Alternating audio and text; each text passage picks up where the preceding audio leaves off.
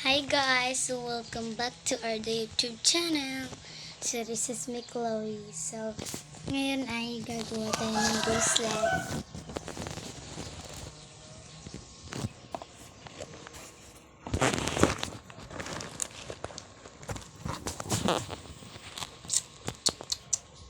Tagal ko nang hindi nakapag-vlog ngayon. So today is gagawa tayo ng bracelet. Dumating na kasi yung order namin guys.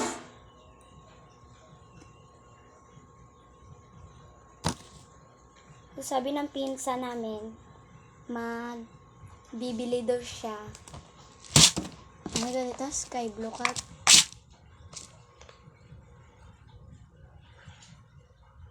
White ka gold. Hindi.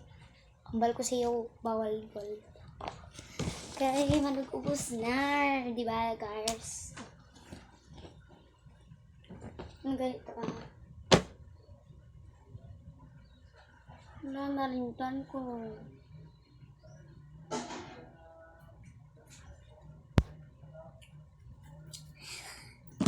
Narintan ko.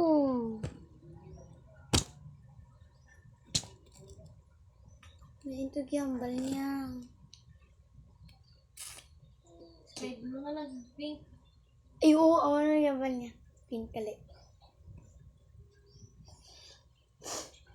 So, ang sabi ng pinsan ko, sky blue and pink to sa kanya. So, gagawain na natin.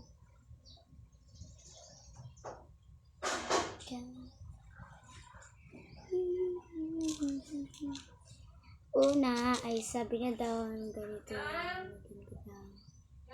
Mamaya na! Opo. Sana makatagalog. Totoo po talaga guys sa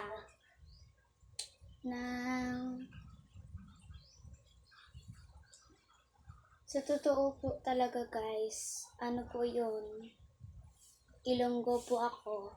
Kaso lang mahilig talaga kasi ako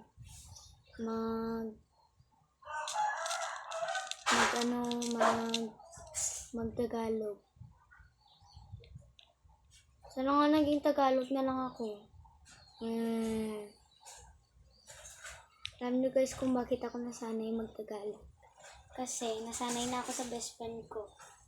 Lagi ko siyang tinatanong ng sinasabihan ng Tagalog. Si Marian po, iyon yung best friend ko. So, kanina pinagawa ko na yun siya ng message. Guys, alam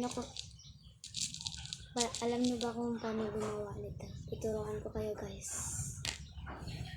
Una hihigtin mo lang to. Tapos lalagay ka dyan.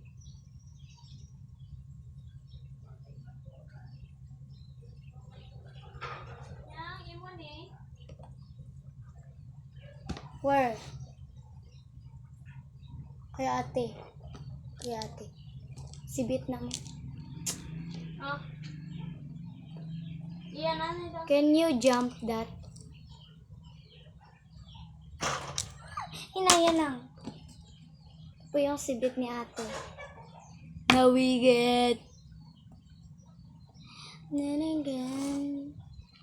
So, nilagyan ko lang siya ng tinali ko yung blue. Tapos nilagyan ko siya ng dalawang pinky sa isa sa kanila. Tapos, pagkatapos dyan, light blue na naman. Ganito kasi yung magawa guys, oh.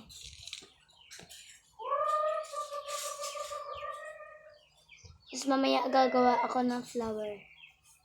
Pag maging 3 beses na ito natali.